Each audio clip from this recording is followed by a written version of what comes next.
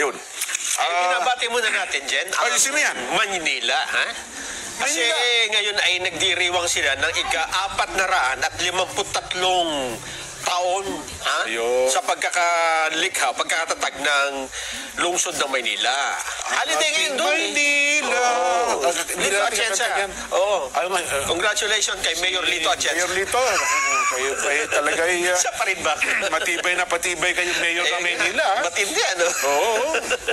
Ang problema, Jen, habang sila'y nagse-celebrate, lumabas yung ilang reklamo sa kanila. Kanina nakarinig ko sa radyo na-interview ni Glenn Gatus. Sinalubong ng reklamo. Mga kontrobersya. Oo. Ito daw Diba po, naman? may ilang kawani daw dito ay hindi nabibigyan ng yung mga hinihingi nilang, yung mga benepisyo para sa kanila. At may nadidelay pa yatang sweldo. May nag-confirm na ba? Kasi dati ko na narinig sa Maynila yan. So, parang ayaw ko naman maniwala. Kasi wala talagang tumitindig at walang lumalabas. Ay, ngayon meron na. Anak ko, yun At ang sinasabi nananawagan ko. sila na kay Pangulong Bongbong Marcos na tingnan itong isyong ito. Kasi nga, ang Maynila ay kapital ng Pilipinas. Totoo.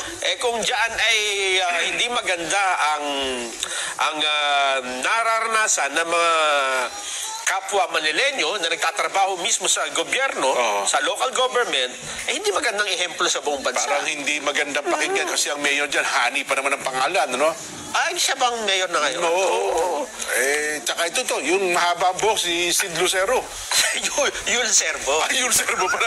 Kala ko si Vice Mayor yan. Vice Mayor. Oo, maganda naman yung activities ngayon. Makulay, maraming participants. Ang problema ay yung nagrereklamo ay Inagpit ang kanilang kalooban. medyo sila ay malungkot. May kim-kim na sama ng loob. Kasama sila dun sa sinasabi ng WHO. Ano daw ba mga reklamo nila dyan?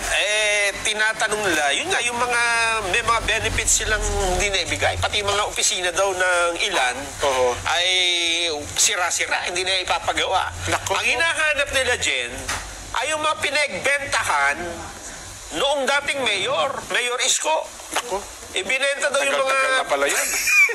Mga propriedad ng Maynila. Yung Divisoria Mall. At yung iba pang real estate property. Ito naman, hindi naman tinanggit ito ni Mayor Isko noon. Sinabi niya talaga na ibinenta na namin yan kasi hindi naman daw napapakinabangan. Ganon? Hindi daw napapakinabangan. Parang wala daw kwenta. Paano hindi napapakinabangan eh? Dami nga nakikinabang dyan. May nakinabang na nung nagbenta. Ang problema, hinahanap nila ngayon. Kasi kung wala pakinabang yan, kahit ibenta mo, wala bibili niyan. Wala pakinabang eh. Di ba? Oo nga. Ngayon may bumili sa pagkakabili ata, 1,000,000 pa, Nelson. Oo nga. May pakinabang. Talaga. Di ba? At may nakinabang. Sana ay ma-resolve ba dyan? Kasi yan, malaking issue din yan. Tsaka yung alam mo, yung benepisyo na maliliit natin mga gawa. Yan ang importante. Yung mga pangkaraniwang empleyado po, yung siguro tinatanggap nila, wala pa 10,000 at ipinagkait nyo po sa kanila.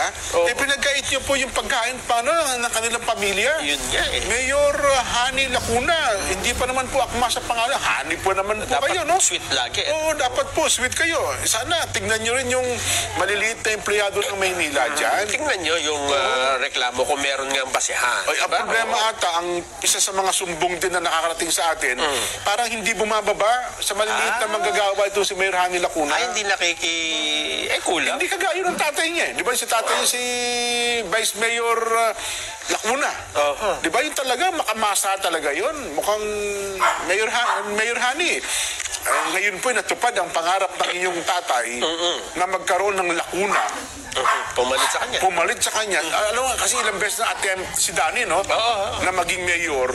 Hindi po pinalid eh. Kapatid ba niya yon si Danny? Tatay niya yun. Tatay niya si Danny Lacuna. Yung kumakandidato yun. Dati. Hindi, ilang beses tumakbo yung vice mayor lang ng vice mayor eh. Oo nga, Pag tumatakbo mayor yun, natatalo eh. Ayun. Pero ang pangarap ng tatay ni Mayor Hani, ay siya nakapagtupad na naging mayor ng Maynila. Ngayon, kung natupad po yung pangarap ng inyong tatay, sana naman yung ugali ng inyong tatay na talagang inaalam yung hanggang sa maliit na kapakanan ng mga manggagawa, ganun din po sana, Mayor Hani. At ano naman yan, madali lang namang maging matandaan ng constituents mo yun. Totoo. Gawin mo yung mga, pwede mo naman tularan, yung mga magagaling na mayor, di ba? Totoo naman. Yung mga natandaan nila na mayor, yung performance nila, at kung paano makihalubilo sa tao, wala ka namang ibang sikreto dyan eh. Wala. Gayahin mo lang sila, di ba? Totoo. Kung ayaw mong gumaya, di higitan mo pa sila. Yeah, mas may para sa ating mga kababayan dyan. Ang maliliit po ang tao. Isa sa may... Pinaunahin mo, no? Yun, mga maliliit. Kasi po, mas marami ho yan. Baka ang akala nyo lang, Mayor Hani, next year, election na po. Oo nga pala. Diba? Oo. O baka ho nakakalimot kayo, yung maliliit na tao na hindi nyo pinapansin. Baka kung isang linggo bago mag-eleksyon, saka nyo sila papansinin. Ay, makakahalata. Wag ho naman sana. Tama. Diba?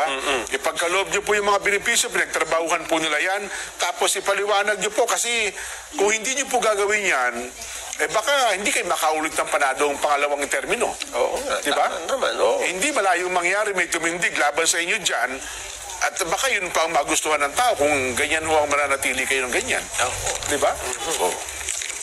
Salamat kayo sa amin, tapupunta namin kayo. Tama. Kasi maaga pa. Oo. Diba habang maaga? Nakakapagbalikwas pa kayo. Kasi ito lagi ko natatandaan sinabi mo, Jen eh. Yung isang hari na walang pumupuna. Wala. Kasi pagka walang pumupuna, lagi lang pinupuri. Boss, ang ganda ng damit ninyo. Ang ganda. Mga kasuotan ninyo. Ang ganda po. Nung lumabas yung hari sa harian. Tuwan-tuwan. Pinagtatawanan siya ng mga bata sa kanto. Walang damit ang hari. Hindi pinapaalalahanan. Yun. Kaya yun po. Matuto tayo. Yun sa part. Doon ako sa part na tumawa yung mga bata. Yun ang Pinagtawanan eh. Yun ang ano eh.